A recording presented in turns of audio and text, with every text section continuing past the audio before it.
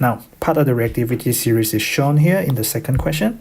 You want to predict the names, the products. So what they're saying is there's actually more than one. Okay? When manganese react with acid, so H is all the way down there. Anything above H will all react with everything above the hydrogen will react with acid. We are looking at manganese in particular. So they want the products form when manganese react with hydrochloric acid. So manganese is a transition metal. And we know transition metal, just like above, they can form ions with different oxidation state. They want more than one, so you should put at least more than one. But the chloride doesn't change, you see. So what can it be that's more than one? Well, you should know that there are possibilities. You can have manganese 2+, that's your very common MnO4- going to Mn2+ in your practical. So when you have that, Mn2+ and Cl-, you're going to end up with MnCl2. That is not manganese chloride. With transition metal compound, it is very important that you have to use Roman numeral to specify the oxidation state. Well, why is that important? Didn't they give you an example down there? Oxidation state of the metal itself. Didn't they give you an example up here? Copper 2 oxide. Didn't they give you a lot of example in textbooks? Didn't they give you a lot of example in past year paper questions? So you cannot say that you're not aware of it, yeah, okay? The product form when manganese reacts with that. And what else? What else can there be? They want the names, right? So you can also get hydrogen gas, because when you get metal plus acid, you will get metal salt plus hydrogen gas. How do I know if they want any other metal ions? I don't really know. For 1 mark, I don't think I care that much, but I know I must list more than one, because they said names and they said products.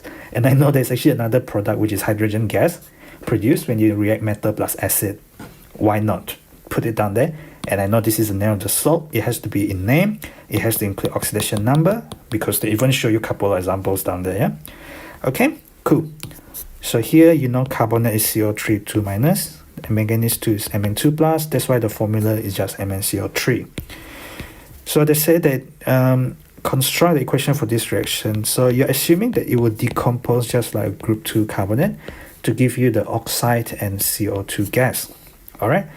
Construct an ionic. So ionic equation. Make sure you know that from year 9. You need stat symbols. All right. I mean, you're allowed to underline or circle or whatever. I mean, your answer is here. They're not going to care what you do with the question. So always specify what you need to do, to address the question, so that it's clear to you. All right. Do not just read everything in your head, because sometimes you might misread stuff.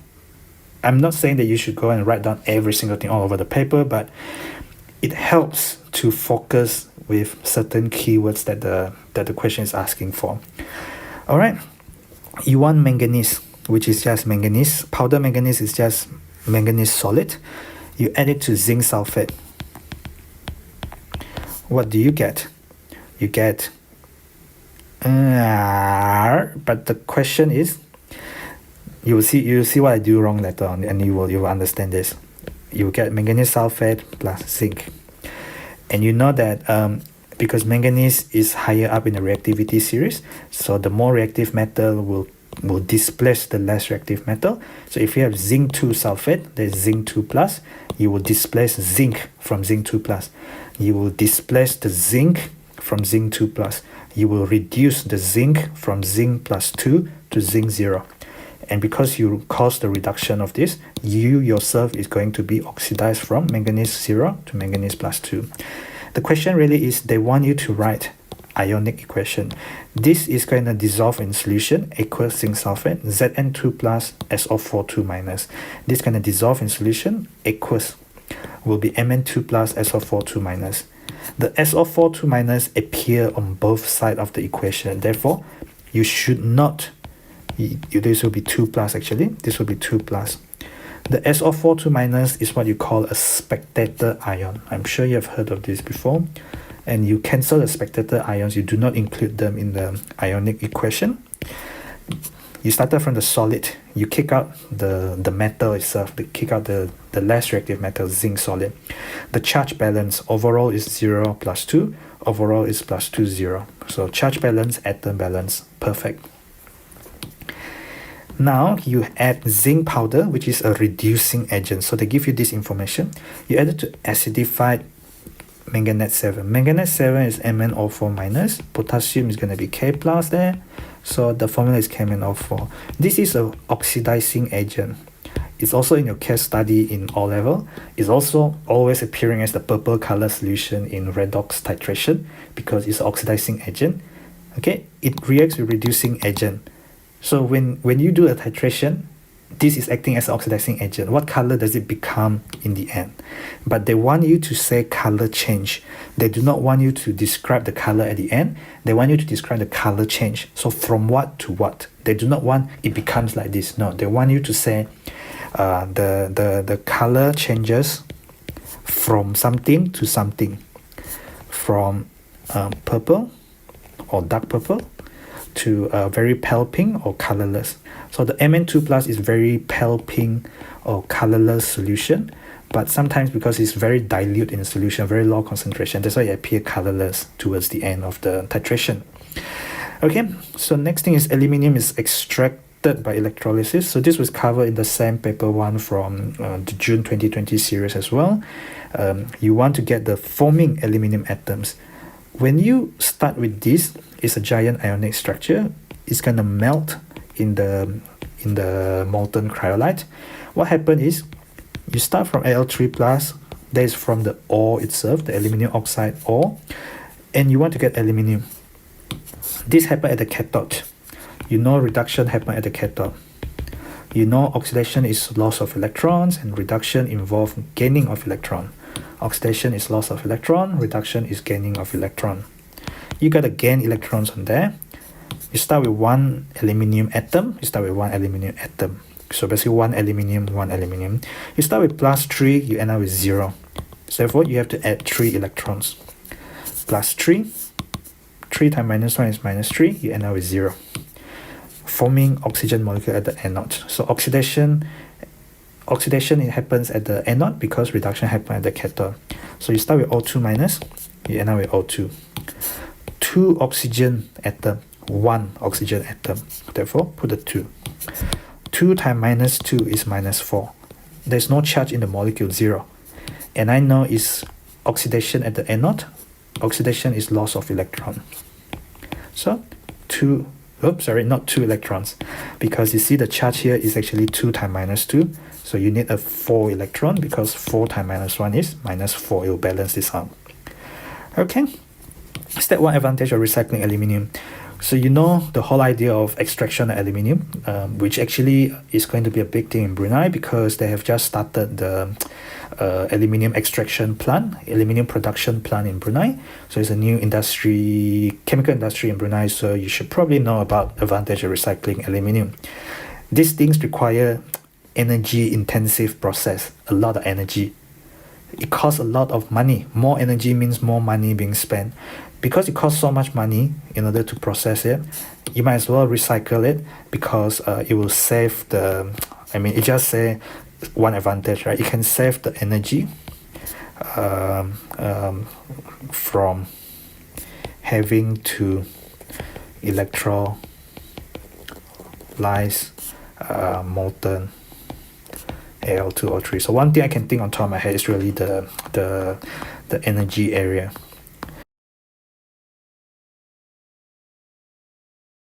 Alright, so next bit is about calcium carbonate with dilute nitric acid. So I hope you know the formula.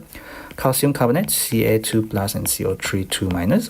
So it's CaCO3 because the LCM of 2 and 2 is just 2. Okay, and you take the simplest ratio anyway. Alright. So this is a carbonate plus acid. I'm going to write the equation first because it's very important to think about this carbonate plus acid reaction. It's going to give you calcium nitrate. Calcium nitrate is Ca2 plus, nitrate is NO3 minus. the LCM of 2 and 1 is 2, so you need 2 of the NO3 to balance out the charge of the plus 2 of the calcium. Okay, so once you get the formula wrong, there is not much option for you anymore because everything is wrong. Now we got to balance the equation. I have 2 nitrate there, but I only have 1 nitrate. Okay, so I need 2 of that. My calcium is balanced. My CO3 will give me the CO2, but I have extra oxygen that goes there. I have 2 extra hydrogen that goes there. So this equation is balanced now. Alright, so I need to name Y. Okay, so they want the name. They don't want formula, they want name. Same as this, they want the name. So X is the salt, which is calcium nitrate. Y is the colorless gas, CO2. Z is the colorless liquid, H2O. So the gas is going to be carbon dioxide. I wish I can write formula, but they specifically want the name, okay? So bubble, you bubble the gas through lime water. I hope you know how to test for gas, yeah? That is typically what you are asked to do in practical anyway. I hope you don't just add lime water to it, okay? You actually bubble the gas through lime water. And then the lime water, which is clear, okay, it's a clear solution, it will turn cloudy, or you will turn milky. Okay, essentially what you have is CO2 plus, this is lime water. Lime water is calcium hydroxide, and you will get CaCO3 plus H2O. This is insoluble. This is just soluble. You bubble it through it, you form this insoluble carbonate precipitate. That's why it looks cloudy. Yeah. What was that? Z is the colorless liquid. It is water. You produce liquid water. This reaction is not, well, it is exothermic, carbonate plus acid, but the H2O will remain as water. And how do you test for water? You test with anhydrous. Anhydrous cobalt 2 chloride. So I'm not sure if you've done this test before or not, but I used to learn this back in lower secondary. Okay, so this anhydrous cobalt 2 chloride is actually blue in color. Okay, so the blue paper will turn red if H2O is present. Okay, because it goes from cobalt to anhydrous to become hydrated, which is red or pink. Okay, it's not a blue litmus paper, it's not a red litmus paper, it's this anhydrous cobalt 2 chloride paper. Yeah, so you need to be aware of what this is. All right.